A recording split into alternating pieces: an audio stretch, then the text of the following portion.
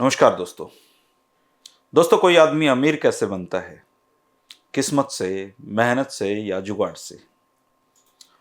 और अगर ये तीनों ही किसी के पास हों तो वो कितना सफल हो सकता है, इसका अंदाजा आप लगा सकते हैं।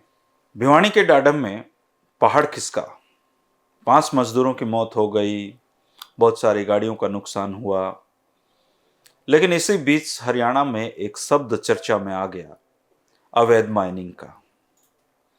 भिवानी महेंद्रगढ़ के सांसद चौधरी धर्मवीर सिंह ने डाडम में अवैध माइनिंग के बहाने एक व्यक्ति पर इशारा किया है, और ये व्यक्ति हैं कुंवर वेदपाल तंवर, जिनको चौधरी धर्मवीर सिंह बेदू कहते हैं।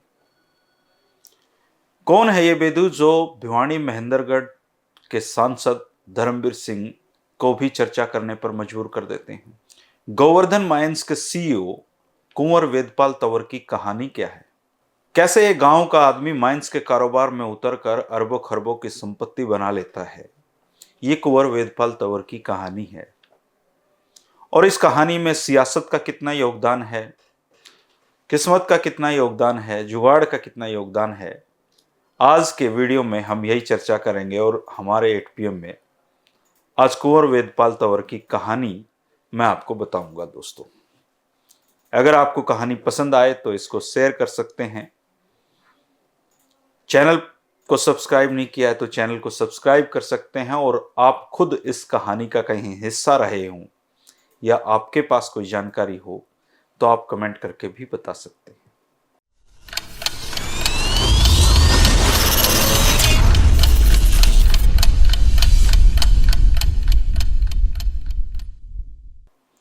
दोस्तों, तोसाम में एक गांव है छपार। रेतीला टिब्बों वाला गांव है। आमतौर पर उस साइड सारे ही गांव ऐसे हैं। और छपार गांव में एक बच्चे का जन्म होता है जिनके पिताजी उनका नाम वेदपाल रखते हैं। राजपूत ये परिवार है, बहुत सामान्य सा ये परिवार है। और गांव में एक नाम प्रचलित नहीं होता, 2 नाम चर्चा में आते हैं, एक निकनेम भी होता है।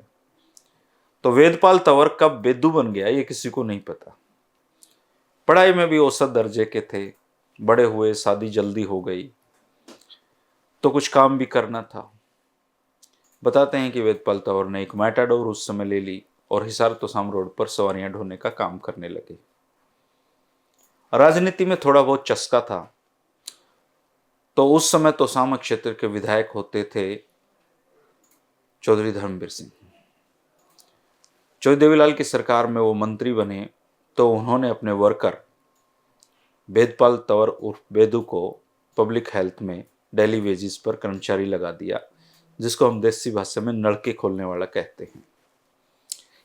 ऐसी कहानी चौधरी धर्मवीर सिंह सुनाते हैं। इसके बाद समय आता है 2000 का। प्रदेश में चौटाला साहब का शासन आ जाता है और इसी दौरान डॉक्टर अजय सिंह चौटाला भिवानी की सियासत में पूरी तरीके से सक्रिय हो जाते हैं। और इसी दौरान वेदपाल तंवर की दोस्ती डॉक्टर अजय सिंह चौटाला से होती है। चूंकि तोसाम क्षेत्र से कुंवर वेदपाल तंवर संबंध रखते थे, इसलिए खानक के पहाड़ पर उनकी नजरें हमेशा टिकी हुई थी। उनको पता था कि खनन के कारोबार में पैसा बहुत है। और देखते ही देखते अजय सिंह चौटाला ने खानक का खनन कारोबार कुंवर वेदपाल तंवर के हाथों में दे दिया। मजदूरों ने तब बहुत बड़ा आंदोलन वहां पर किया, लेकिन चौटाला सरकार ने उसको बेदर्दी से दबा दिया। कुंवर वेदपाल तंवर बहुत धड़ल्ले से काम करते रहे। गांव के एक सामान्य से परिवार का व्यक्ति वेदपाल तंवर खनन के कारोबार में उतरकर दिन दोगुनी रात चौगुनी उन्नति करने लगा। खनन की कमाई से लग्जरी गाड़ियों में सफर करने लगे और जहां भी खेती की जमीन मिली वो खेती की जमीन लेता गया। इसी दौरान हिसार के कैमरी रोड पर एक फार्म हाउस भी उन्होंने खरीदा, जो आज भी अपनी खूबसूरती के लिए प्रसिद्ध है, खासकर उसके स्विमिंग पूल के लिए। उस समय जिस समय वेदपाल तंवर के फार्म हाउस पर स्विमिंग था, उस समय हिसार में एक भी स्विमिंग पूल नहीं था। और स्विमिंग पूल भी स्विट्जरलैंड के स्विमिंग पूलों की तरह। उसी फार्म हाउस पर एक छतरी भी बनी हुई है और उस छतरी के नीचे रोज रात को महफिलें सजा करती थी, जिसमें प्रदेश के बहुत बड़े बड़े सियासत के खिलाड़ी वेदपाल तंवर की मेजबानी का लुत्फ उठाया करते थे। खनन का कारोबार बहुत अच्छा चल रहा था, लेकिन 2005 में चौटाला साहब की सरकार चली जाती है। खनन के कारोबार में पैसा तो मिलता है, ये बात हुड्डा साहब की सरकार भी अच्छी तरीके से जानती थी। कुंवर वेदपाल तंवर पर शिकंजा कसा गया और नतीजा ये हुआ कि खानक का खनन कारोबार कुंवर वेदपाल तंवर के हाथों से चला गया, लेकिन अच्छे वकीलों के जरिए कुंवर वेदपाल तंवर ने यह कारोबार किसी के नाम नहीं होने दिया। हुड्डा साहब के 10 साल गुजर गए, लेकिन खानक का खनन कारोबार कभी नहीं चल पाया, लेकिन किसी का हो भी नहीं पाया। इसी दौरान सियासत के बड़े खिलाड़ियों ने राजस्थान की पहाड़ियों में खूब हाथ आजमाए, वहां पर खूब पत्थर खनन किया और उसको हरियाणा में झोंक दिया।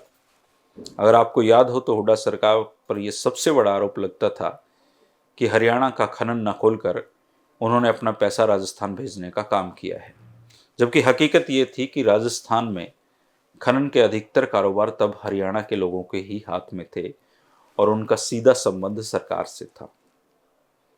वेदपाल तंवर और भूपेंद्र सिंह हुड्डा के बीच में दुश्मनी बढ़ती चली गई और इस दुश्मनी का परिणाम यह हुआ कि जब मैयड़ में उपद्रव हुआ, मैयड़ में आंदोलन जब आगजनी में बदला, तो कुंवर वेदपाल तंवर ने भूपेंद्र सिंह हुड्डा को सीधे सीधे जाट होने और दबंगई करने के आरोप लगाने लगे। कुंवर वेदपाल तंवर की दिलचस्पी सियासत में बढ़ती जा रही थी। इसके बाद मिर्चपुर कांड होता है और मिर्चपुर के दलितों को कुंवर वेदपाल तंवर अपने फार्म हाउस पर लाकर ठहरा देते हैं। अब एक नया मोड़ होता है। रोज दलित लघु सचिवालय पर जाते हैं और कुंवर वेदपाल तंवर उनकी अगुवाई करते हैं। हुड्डा की नाक में दम हो जाता है और हुड्डा साहब कुंवर वेदपाल तंवर को कई केसेस लगवा देते हैं। उन केसेस में उनको जेल भी होती है और तब ऐसी बातें भी सामने आ रही थी कि शायद उनको निपटा भी दिया जाएगा, लेकिन बहुत सारे दोस्तों ने उनको बचा लिया, जिन्होंने बुरे दिन में साथ दिया। आज वो भी अरबों खरबों में खेल रहे हैं। इसी दौरान एक दुखद घटना भी हुई। दुखद घटना यह थी कि कुंवर वेदपाल तंवर के इकलौते बेटे का एक हादसे में निधन हो गया। कुंवर वेदपाल तंवर बुरी तरीके से टूट गए थे। कुछ दिनों तक तो उन्होंने किसी भी तरह के कारोबार में दिलचस्पी नहीं दिखाई, लेकिन फिर सियासत ने उन्हें उठ खड़े करने पर मजबूर हो गए और मिर्चपुर ने उनको वो ऊंचाइयां दी जिसकी कभी कल्पना भी उन्होंने नहीं की थी, और वो गैरजाट नेता के रूप में हरियाणा में स्थापित हो गए।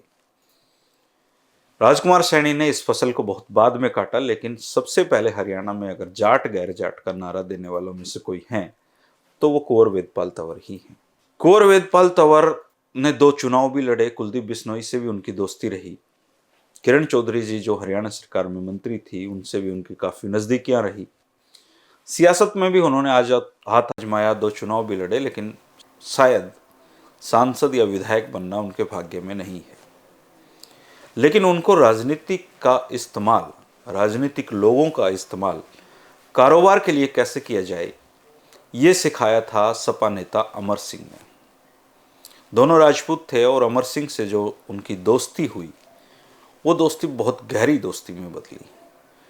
अमर सिंह ने न केवल उनको सियासत के बड़े खिलाड़ियों से मिलवाया, बल्कि सियासत का हर वो दांव पेच सिखाया जिसका इस्तेमाल कारोबार के लिए किया जा सकता है।